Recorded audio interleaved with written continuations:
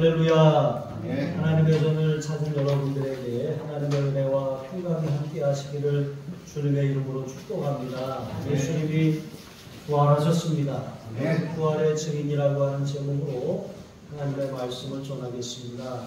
1884년에는 이제 이 조선 땅에 엄청난 그런 일들이 변화들이 있었어요. 이제 갑신정변이 일어난 해였는데요. 이렇게 문을 열어주냐 마냐, 또 이것을 온건하게 개화를 하냐 아니면 강력하게 개화를 하냐, 이제 이런 상황에서 영광들에 둘러싸여서 우리는 바람 앞에 촛불처럼 어떻게 할 수 없는 그런 상황 가운데 놓여 있었던 시대이죠. 자, 그렇게 주변 열강들은 이 조선 땅을 바라보면서 소망 없는 은둔의 땅이라고 그렇게 여기던 이제 그런 시절이었던 것이죠. 여러분, 이러한 때 복음이 이 땅에 절실하게 필요함을 깨달은 두 명의 청년이 있었어요.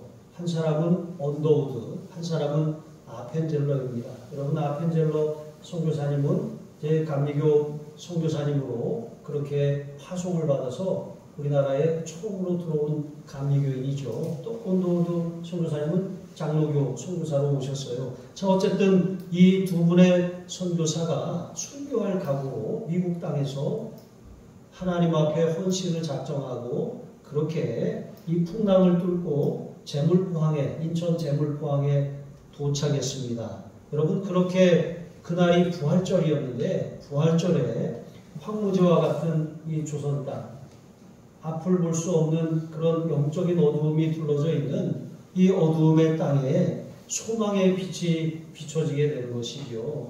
여러분, 아펜젤러 선교사님은 이제 본국 미국에 보낸 선교 편지에 이런 내용을 기록하였습니다. 우리는 부활절에 이곳에 왔다. 그날 사망의 철장을 쳐부수고 부활하신 주님께서 조선의 결박을 끊어주시고 하나님의 자녀로 빛과 자유의 세계로 인도해 주시기를 기도했다.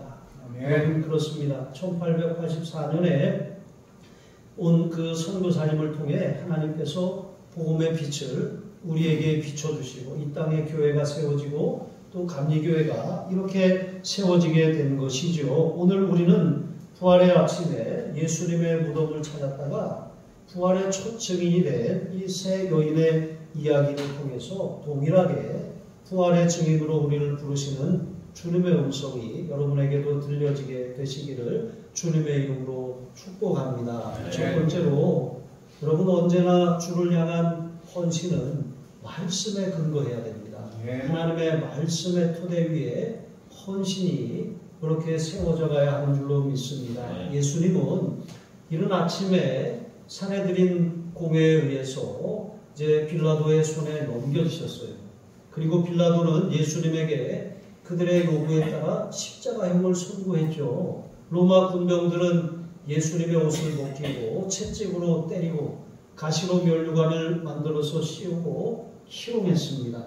자, 그렇게 예수님께서는 그렇게 고통을 겪으시다가 십자가를 지시고 골고다 언덕을 오르셨어요. 자, 그렇게 예수님이 십자가에 못 박히신 시간은 금요일 오전 9시예요. 오전 9시에 못 박히셨고 6시간 동안 십자가 위에서 고통을 당하셨습니다. 살이 찢기고 물과 피를 쏟아내는 육체의 고통을 처절하게 당하셨고, 또 무지한 군중들이 내가 그리스도여든 너를 스스로 구원하고 십자가에서 내려와봐라 라고 희롱하고 멸시하는 그런 정신적인 고통을 당하셨어요.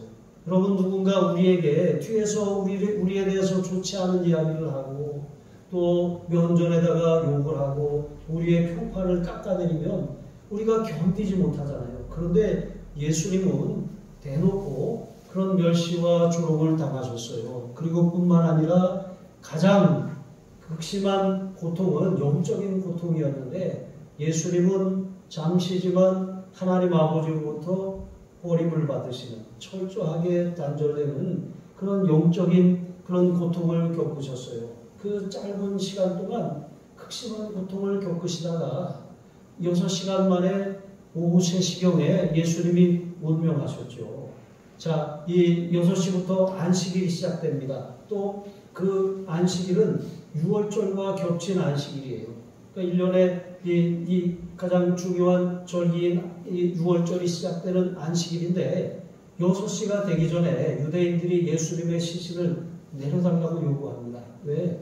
그들이 이 시체를 인하여서 부정하게 안식일을 지키고 싶지 않았던 거예요. 그런데 그들이 율법을 따라 정결하게 절기를 지키기 위해서 하나님의 아들을 십자가에 못 박아 죽이고도 그것을 아무렇지도 않게 여긴 것이죠. 자, 어쨌든 예수님께서 이렇게 이 시신이 이 십자가에 달려 돌아가셨는데 아리마대 요셉이 그 시기를, 그 상황을 잘 놓치지 않고 그는 숨은 예수님의 제자였죠. 자신의 그런 신분과 위치 때문에 그 신앙을 드러내지 않다가 예수님이 십자가에서 운명하시는 것을 보고 이분이 정말 하나님의 아들이라고 하는 확신을 가지고 당돌하게 빌라도에게 가서 예수님의 시신을 요구합니다. 그래서 그 시신을 내려달라고 해서 예수님을 자기를 위해 판 돌무덤에 장사하죠. 그리고 또 한 사람의 숨은 그리스도인이 있었습니다. 니고데모죠. 이 사람도 사내들인 공회원으로서 아주 존경받는 지도자였어요. 밤중에 예수님을 찾아왔던 사람이죠. 이 사람도 자기의 신앙을 이제 한마디로 커밍아웃한 거예요. 공개적으로 자신의 신앙 정체성을 드러낸 것이죠. 예수님을 위해서 이제 이 향품을 가지고 와서 그렇게 장례를 돕습니다. 자, 그렇게 예수님의 장례가 치러지고 예수님은 돌무덤 안에 안장되셨습니다. 그리고 커다란 돌을 굴려다가 문 입구를 막았죠. 이제 이 유대 그런 무덤들은 특히 부자들은 이렇게 그 돌무덤 안에다가 이제 시신을 장사했습니다. 그런데 경사진 곳에 있기 때문에 이렇게 땅을 파고서 이제 굴을 파고서 거기다 시신을 놓고 돌을 이제 위에서부터 아래로 굴려서 막는 거예요. 그러니까 나중에 이 돌문을 열으려면 장정 5, 6명이 막 힘을 써가지고 이것을 거꾸로 밀어 올려야 되니까 이것은 웬만한 그런 힘을 가지고서는 돌문을 치울 수 없는 그런 상황입니다. 자, 이런 배경을 가지고 예수님이 죽으신 다음에 그 전에 예수님이 장사 지낸 지 사흘 만에 살아나야 하리라 말씀하셨잖아요. 그 말씀대로 예수님의 부활을 제자들은 기다려야 했습니다. 하지만 예수님이 죽으시고 고난당하시고 죽으신다는 것은 기억하면서도 예수님이 부활하실 것이라고 하는 말씀은 잊어버렸어요. 그러니까 제자들은 슬픔과 그런 큰 도탄에 빠지고 만 것이죠. 자, 이런 상황에서 예수님의 시신에 향품이라도 바르려고 하는 이 세 여인이 등장하죠. 오늘 여기 말씀해 보니까 막달라 마리아와 또 야고보의 어머니 마리아와 살로메 이 세 여인이 예수님의 몸에 향품을 바르기 위해서 새벽에 이제 부활절 새벽이죠. 예수님이 부활하신 새벽. 그러니까 안식 후 첫날 새벽이니까 오늘날로 말하면 주일, 오늘을 말하는 거예요. 자, 그렇게 그들이 이제 무덤을 찾아갔어요. 모든 제자들이 다 두려움에 빠져서 다 자라나고 예수님의 약속을 잊어버린 이런 상황인 거예요. 또 이 여인들도 예수님의 부활하셨다라고 하는 것을 아주 상상도 하지 못하는 상황이었죠. 그런 상황에서 올라가는 것입니다. 자, 그런데 가면서 이 여인들이 이런 염려를 한 거예요. 누가 우리를 위해서 저 무덤에 돌문을 굴려줄까?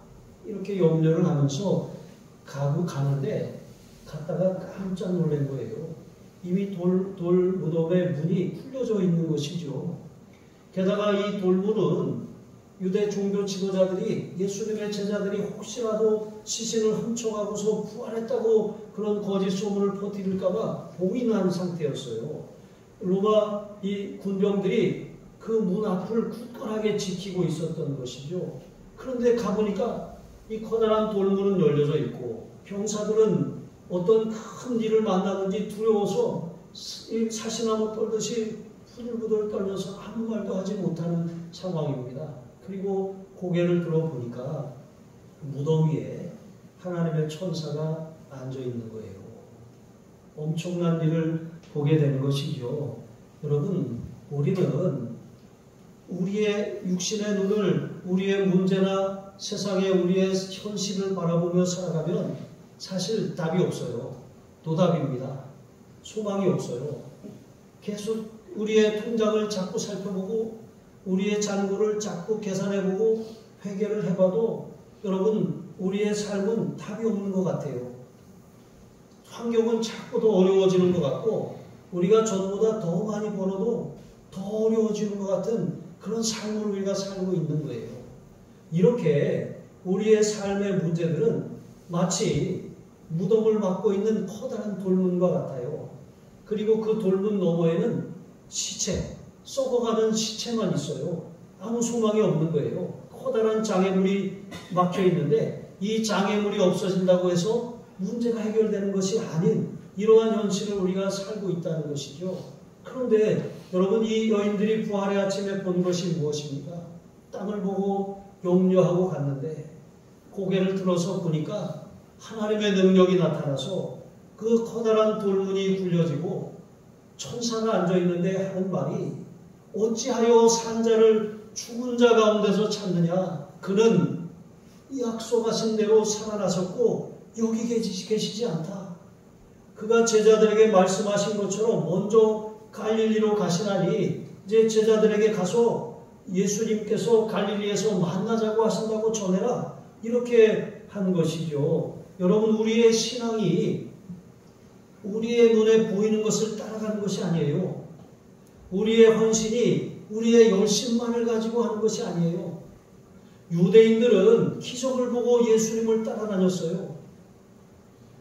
그들은 자신의 전통을 따라 하나님을 섬겼단 말이죠. 옛날에 이렇게 해왔으니까 이렇게 해야 돼. 그것이 반복이 되다 보니까 습관이 되고 형식은 남았는데 생명을 잃어버리게 되었습니다.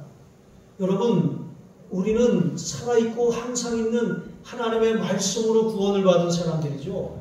살아있고 항상 있는 말씀은 우리가 날마다 따라가야 할 살아계신 예수님이십니다. 부활하여 살아계신 예수님을 우리가 경험하는 길은 말씀의 역사를 믿는 거예요. 그 능력을 믿는 거예요. 우리의 힘을 믿고 환경을 믿고 처지를 믿는 것이 아닙니다. 하나님의 말씀을 믿는 거예요. 문제가 찾아오면 우리의 문제에 대해서 관찰을 하고 사실을 파악하고 현실을 직시하는 거 중요합니다. 그런데 그것이 끝이 나면 우리는 돌문처럼 안 되는구나. 막혀 있구나, 내 인생이. 돌문이 열려진다고 해도 소망이 없구나.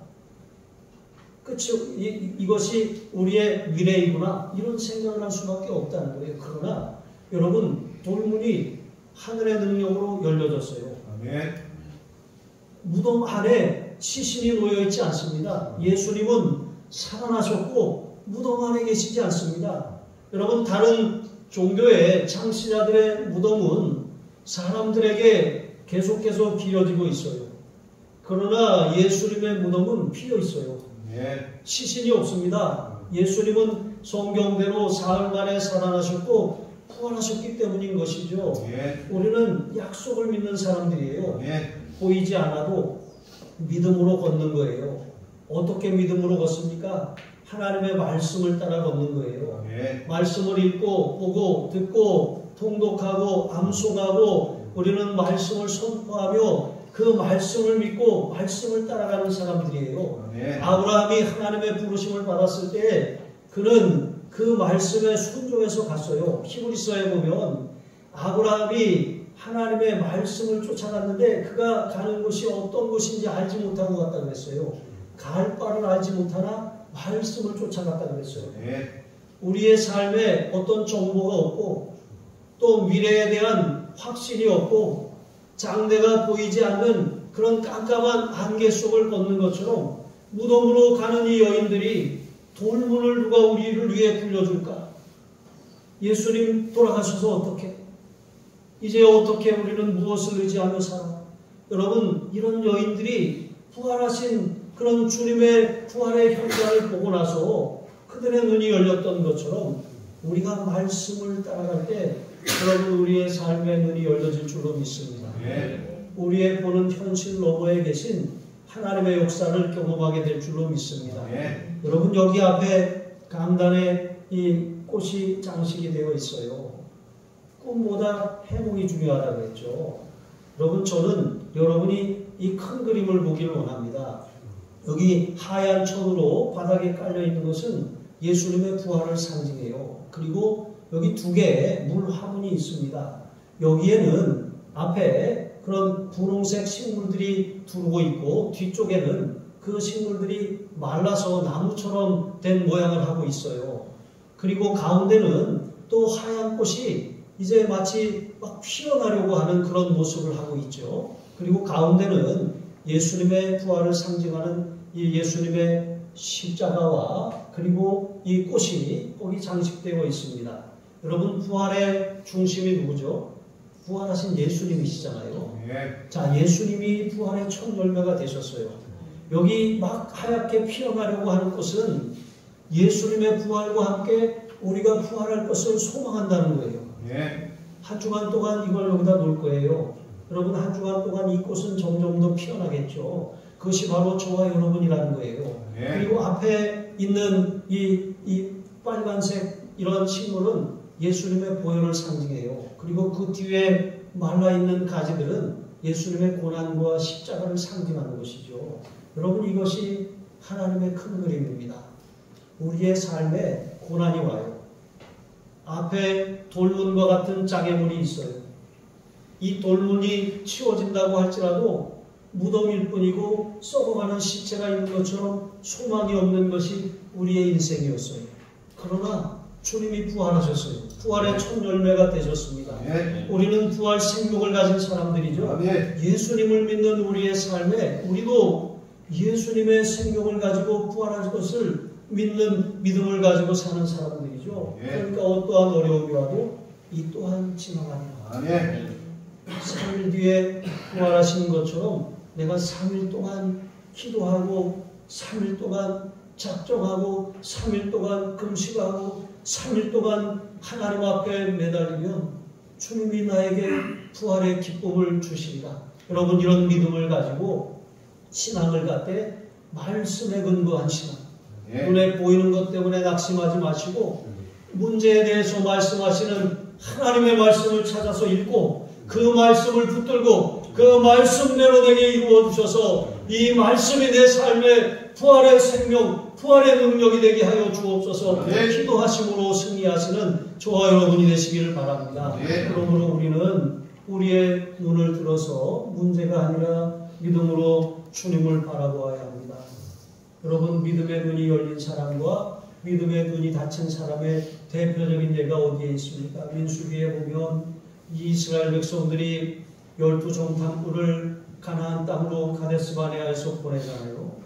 그런데 40일 동안 정탐하고 온 10명의 정탐꾼은 과연 그 땅은 젖과 꿀이 흐르는 땅이다.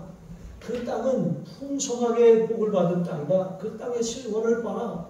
그렇게 말하는 거예요. 이것은 모두의 공통된 의견이었습니다. 그런데 이 10명과 2명의 의견이 갈리죠. 10사람은 그런데 이 땅에서 우리가 안악 자손을 보았는데 그들에 비하면 그 거인족 속에 비하면 우리는 메뚜기와 같다.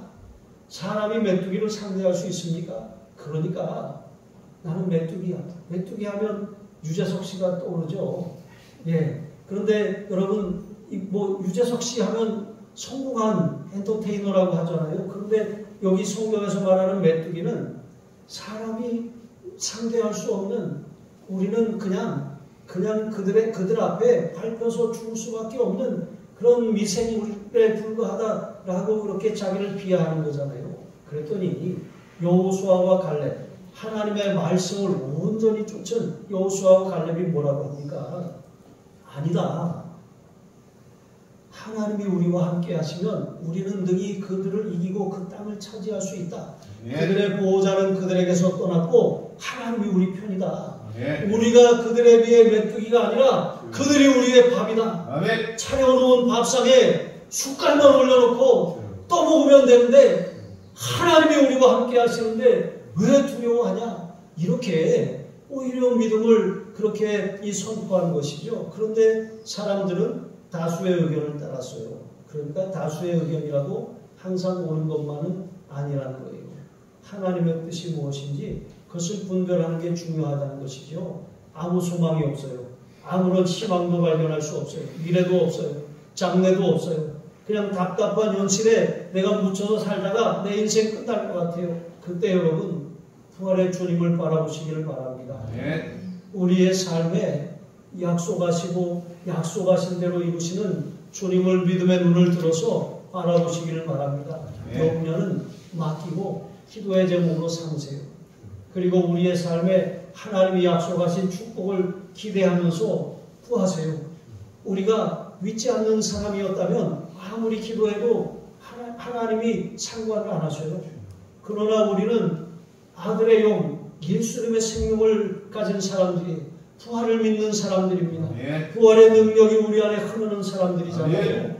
플러그가 이 콘센트에 꽂혀 있어야 기계가 작동할 수 있어요. 여러분 예수님의 생명에 연결되어 있지 않으면 아무리 좋은 가전제품을 갖다가 놔도 플러그를 꽂지 않은 가전제품처럼 아무 능력이 없어요.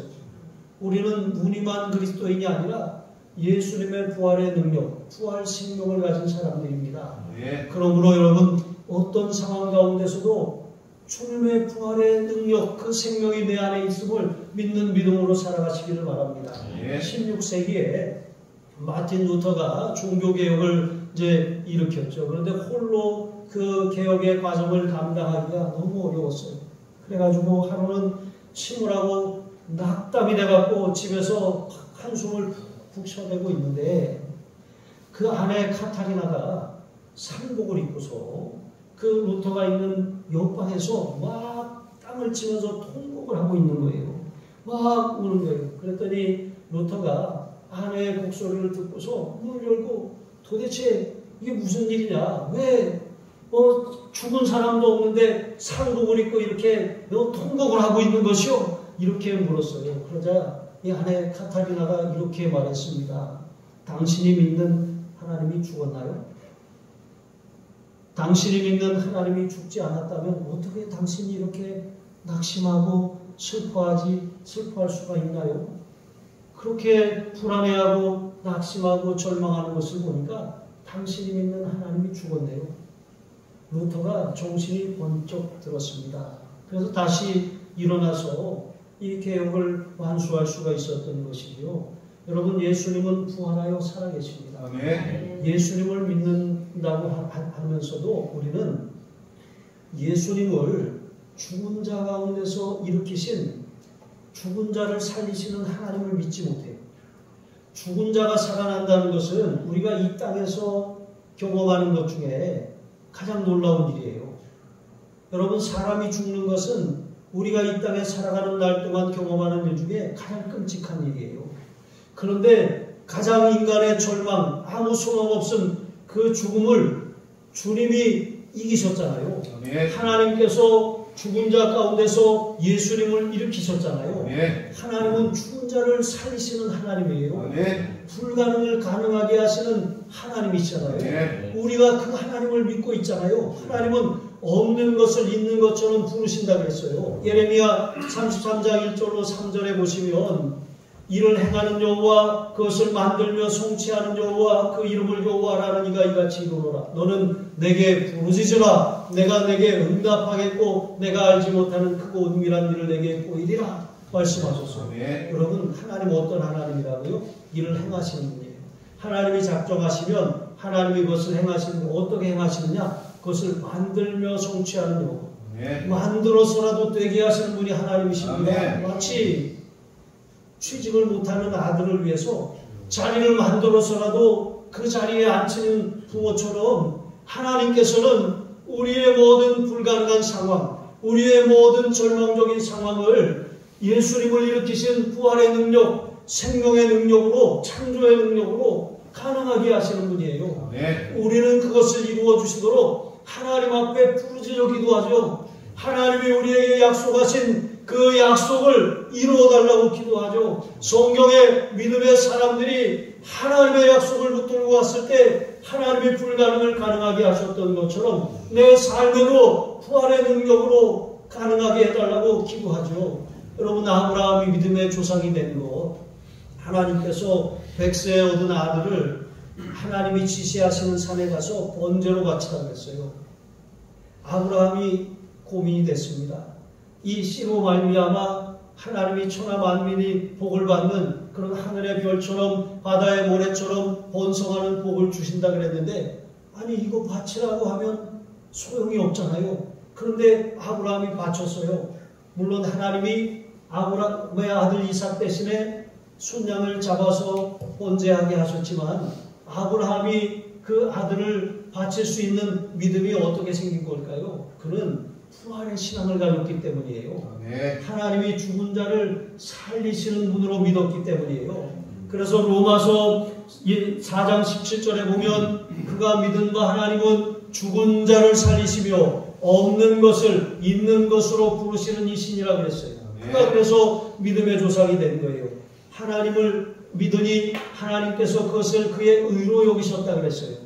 하나님이 인정하시는 믿음은 부활의 믿음이에요. 아멘. 죽은 자를 살리시고 아멘. 없는 것을 있는 것처럼 만드시는 살아계신 하나님을 믿는 믿음임을 여러분 기억하시기 바랍니다. 아멘. 여러분, 이 부활절마다 우리가 이 믿음을 다시 일깨우는 거예요. 이 믿음을 다시 새롭게 하는 것입니다. 그러므로 우리는 이 신앙을 가져야 하고, 이 신앙을 가졌다면 또한 부활하여 살아계신 주님을 전하는 증인으로 부름을 받았다는 것을 기억하시기 바랍니다. 아멘. 우리가 구원받은 것은 지난주에 우리 이대현 선교사님을 통해서 주신 말씀처럼 우리가 이거 너무나도 단순한 것이지만 사실 반드시 기억해야 될 진리입니다. 우리는 구원을 위해 부름을 받았어요. 하나님께서 우리를 불러주셔서 구원하신 거예요. 그런데 우리의 부름은 이것이 끝이 아니에요. 하나님의 부르심은 사명을 위해 부르심이에요. 네. 모든 사람이 선교사가 될 수 없고 모든 사람이 목회자가 될 수는 없지만 하나님께서는 각 사람의 분량과 그릇에 따라 각자의 자리에서 우리가 이 직장인 선교사로 또 우리의 삶의 가정 선교사로 그렇게 세우신 거예요. 네. 그리고 뿐만 아니라 우리는 해외에 파송된 선교사님들을 후원하고 기도할 책임이 우리에게 있는 것이죠. 각자가 우리는 다 부르심을 받았으며 사명을 받은 사람들입니다. 여러분, 지난주에도 아시아 추장도에 아이들이 막 한 50명도 또 온 것 같아요. 근데 가만히 애들을 보니까 여기가 아이들이 지나다니는 통로는 아니에요. 아이들이 끝나고 저쪽에 학원이 몰려있고 그러니까 저쪽 학교 앞길을 따라서 가다가 여기 하늘사랑교회 가면 시원한 음료 준다. 이게 소문이 나가지고 아이들이 이 교회로 와서 음료를 마시고 그리고 다시 가요. 오던 길로 다시 돌아서 전화해요. 너 어디냐? 야, 너에게 교회에서 음료수 시원한 거 마시고 있는데 너도 와라. 이렇게 엄마하고도 통화하고 그래요. 그런데 한 아이가 이제 이런 이야기를 하는 것을 들었어요. 아, 저 교회 안 다니는데요. 네, 저도 교회 다니면 좋겠네요. 그래서 너도 와. 그랬더니 아직 하나님이 안 불러주셨어요. 이런 얘기를 했어요. 물론 이 아이가 그냥 하는 말인지 모르겠지만 여러분, 어떻게 보면 이것은 정확하게 하는 거예요. 하나님이 불러주셔야 우리가 올 수 있어요. 하나님이 우리를 택해 주셔야 우리가 구원받은 하나님의 자녀로 살 수 있어요. 그런데 여러분, 우리를 하나님이 불러주셨다는 이 사실이 얼마나 기쁜 일이에요. 네. 얼마나 감격스럽습니까? 네. 우리가 이 은혜를 기억한다면 죽을 수밖에 없는, 영원한 멸망에 처할 수밖에 없는 우리를 구원하셔서 우리에게 부활 생명, 예수 생명을 주셨잖아요. 네. 이 생명, 천하보다 귀한 이런 생명을 우리가 얻었으면 우리는 이 생명을 어떻게 얻는지 사람들에게 전해주어야 하지 않겠습니까? 하다못해 은하철도 999의 이 철이가 영원한 생명을 얻기 위해서 이 은하철도를 타고 가잖아요. 메테라고 함께. 그런데 결국 가서 준다고 하는 영원한 생명이 뭐였어요? 기계인간이잖아요. 여러분, 어쩌면 사람들의 기계 문명이 우리가 이룰 수 있는 이런 아무런 그런 과학적인 노력들, 또 의학적인 발전들도 사람의 생명을 조금 연장할 수 있을지 모르겠지만 영원한 생명이 줄 수 없다는 것을 우리에게 전하는 메시지는 아닐까요? 여러분, 오직 예수님만이 우리에게 영생을 주실 수 있습니다. 네. 죽은 자를 살리시고 없는 것을 있는 것처럼 부르시는 살아계신 하나님께서 예수님을 죽은 자 가운데서 일으키셨어요. 네. 우리는 이 부활의 날 하나님께서 예수님을 통해서 우리에게 주신 이 영적인 생명, 예수님이 부활의 첫 열매가 되심을 믿는 우리도 또한 예수님과 함께 부활할 것을 믿는 이 믿음으로 살아가야 하지 않겠습니까? 우리가 이 얻은 생명을 다른 사람들에게도 증언하며 전파하며 살아야 되지 않겠습니까? 네. 여러분, 이 생명이 여러분에게 있습니다. 이 생명을 귀히 여기시고 이 생명의 이 증인으로 살아가시기를 주님의 이름으로 축복합니다. 네. 기도하시겠습니다. 하나님 아버지, 주를 향한 헌신과 사랑이 주님을 의지함과 말씀의 토대 위에 세워지게 하여 주옵소서. 불가능해 보이고 답답한 현실과 상황을 만날지라도 믿음의 눈을 들어 부활하신 주님을 바라보게 하여 주옵소서. 소망 없이 살아가는 사람들, 내일을 잃어버린 사람들, 이 세상이 전부인 것처럼 사는 사람들에게 내가 만난 예수님, 내 안에 계신 생명의 주님을 전함으로 말미암아 이 생명을 퍼뜨리는 생명의 전달자로 살아가는 하나님의 사람들로 우리 교회와 우리 성도들을 사용하여 주시옵소서. 부활의 담대한 증인, 담대하고 거침없이 예수님의 부활을 전하는 증인으로 일평생 살게 하여 주옵소서. 감사하며 축복하며 예수님의 이름으로 기도합니다. 아멘.